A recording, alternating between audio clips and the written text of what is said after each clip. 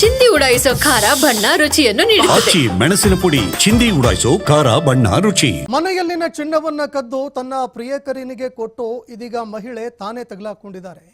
ಮನೆಯಲ್ಲಿ ಚಿನ್ನ ಕದ್ದು ತನ್ನ ಪ್ರಿಯಕರನಿಗೆ ಕೊಟ್ಟಂತಹ ಒಂದು ಅಪರೂಪದ ಘಟನೆ ನಡೆದಿದೆ. ತನ್ನ ಪ್ರಿಯಕರನಿಗೆ ಚಿನ್ನವನ್ನ ಕದ್ದು ಕೊಟ್ಟು ಲೇಡಿ ಈಗ ತಗಲಾಕೊಂಡಿದ್ದಾರೆ.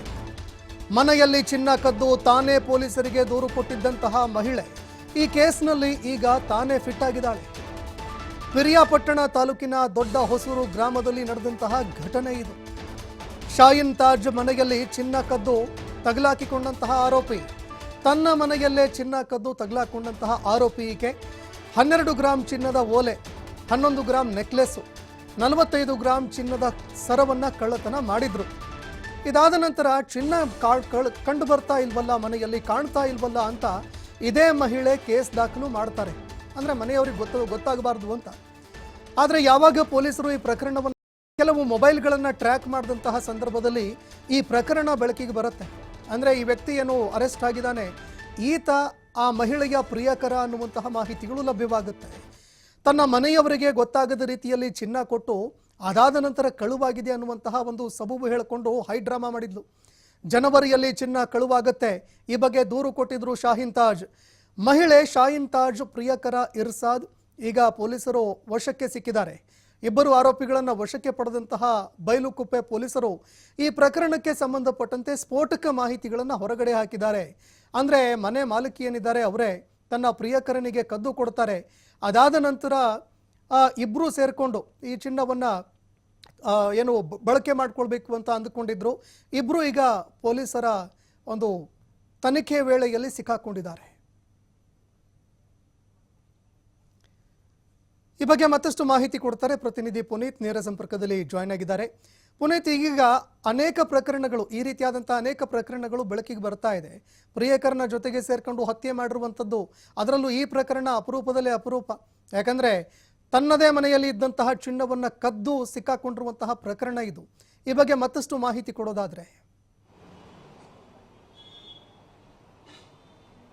ಸಂತೋಷ್, ಈ ಥರದ ಪ್ರಕರಣಗಳು ಬಹಳಷ್ಟು ನಡೀತಾ ಇರ್ತಕ್ಕಂಥದ್ದು. ಅದರಲ್ಲೂ ಕೂಡ ಬಹಳ ವಿಶೇಷವಾಗಿ ನಿನ್ನೆಯಷ್ಟೇ ಇದೇ ತಾಲೂಕಿನಲ್ಲಿ, ಅಂದರೆ ಪಿರಿಯಾಪಟ್ಟಣ ತಾಲೂಕಿನಲ್ಲೇ ತಾಯಿ ಕುಡಿಲಿಕ್ಕೆ ಹಣವನ್ನು ಕೊಡಲಿಲ್ಲ ಅಂತ ಹೇಳಿ ಮಗನೇ ತಾಯಿಯನ್ನು ಕೊಂದಂತಹ ಒಂದು ಘಟನೆ ನಡೆದಿತ್ತು.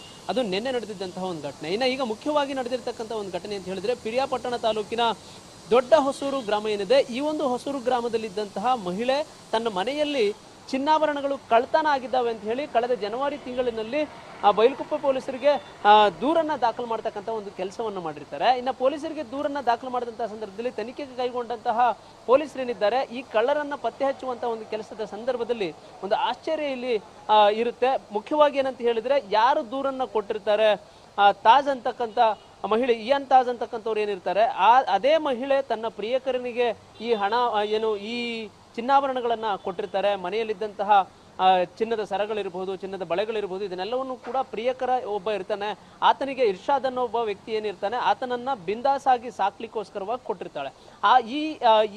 ಈ ಚಿನ್ನದ ಸರದಿಂದ ಬಂದಂತಹ ಹಣದಿಂದ ಆತ ಶೋಕಿ ಮಾಡ್ತಕ್ಕಂಥದ್ದು, ಬೈಕ್ಗಳನ್ನು ತೆಗೆದುಕೊಳ್ತಕ್ಕಂಥದ್ದು, ಹೆಚ್ಚಿನದಾಗಿ ಓಡಾಟ ಮಾಡ್ತಕ್ಕಂಥದ್ದು, ಪ್ರಿಯಕರನ ಜೊತೆಗೆ ಆಕೆಯೂ ಕೂಡ ಓಡಾಡಿದಂಥದ್ದು ಇರ್ಬೋದು, ಇದೆಲ್ಲವೂ ಕೂಡ ಇರುತ್ತೆ.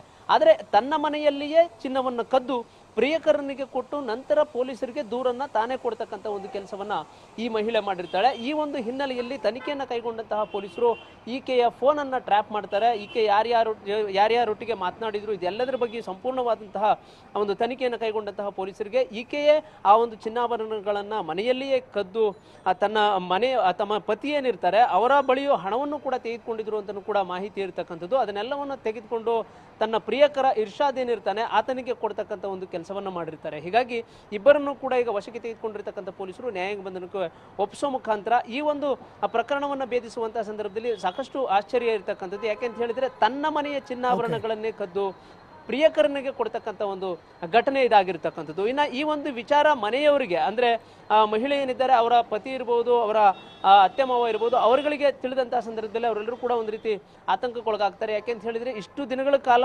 ಚಿನ್ನಾಭರಣಗಳು ಮನೆಯಲ್ಲಿ ಕಳ್ತನ ಆದರೂ ಕೂಡ ನಮ್ಗೆ ಯಾರಿಗೂ ಕೂಡ ಒಂದು ರೀತಿ ಅನುಮಾನವೇ ಬರೆದಿರೋ ರೀತಿಯಲ್ಲಿ ಈಕೆ ನಡ್ಕೊಂಡಿದ್ದಾಳೆ ಅಂತ ಅನ್ನೋದು ಕೂಡ ಅವ್ರಿಗೆ ಗೊತ್ತಾಗಿರ್ತಕ್ಕಂಥದ್ದು. ಸದ್ಯ ತನ್ನ ಮನೆಯಲ್ಲಿಯೇ ಚಿನ್ನಾಭರಣಗಳನ್ನು ಕದ್ದು ಪ್ರಿಯಕರನಿಗೆ ಕೊಡ್ತಿದ್ದಂತಹ ಈ ಒಂದು ಮಹಿಳೆ ಜೊತೆಗೆ ಆಕೆಯ ಪ್ರಿಯಕರನನ್ನ ಈಗ ಪೊಲೀಸರು ತಮ್ಮ ವಶಕ್ಕೆ ತೆಗೆದುಕೊಂಡಿರ್ತಕ್ಕಂಥದ್ದು. ಸಂತೋಷ್, ಧನ್ಯವಾದಗಳು ಪುನೀತ್ ನಿಮ್ಮೆಲ್ಲ ಮಾಹಿತಿಗೆ.